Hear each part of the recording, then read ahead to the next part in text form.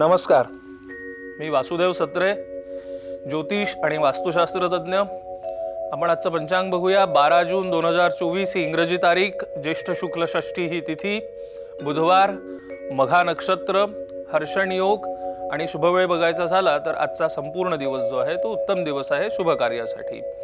ज्योतिष तत्वांग या कार्यक्रमात आज आपण बघूया थोडक्यात वास्तुशास्त्र। यामध्ये जो आहे तो वास्तुपुरुष जो असतो तो असा पालथा असतो। त्याचं डोकं ईशान्येला असतं, पाय नैऋत्येला असतात, उजवा हात आग्नेयेला असतो आणि डावा हात वायव्येला असतो।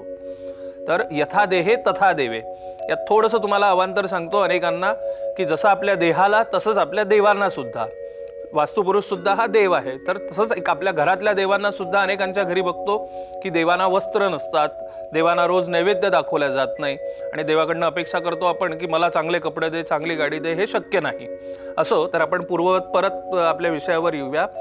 तर वास्तुपुरुषाचं डोकं ईशान्येला, आपलं डोकं सगळ्यात पवित्र म्हणून आपण ईशान्येला देवघर, उजव्या हाताने आपण जेवण करतो म्हणून इकडे आग्नेयेला किचन, डाव्या हाताने आपण शौचकर्म करतो म्हणून वायव्य कोपऱ्यामध्ये सांडपाणी किंवा आपलं संडास बाथरूम वॉशरूम्स, आणि पाय पसरून झोपतो म्हणून नैऋत्येला वास्तुपुरुषाचे पाय आले आहेत, त्यामुळे नैऋत्येला मास्टर बेडरूम, आणि आपल्या पोटावर कुणीही पाय दिलेला आपल्याला सहन होत नाही म्हणून मध्यस्थान जे आहे ते ब्रह्मस्थान, त्यामुळे ब्रह्मस्थान जे आहे ते मोकळ ठेवायचं।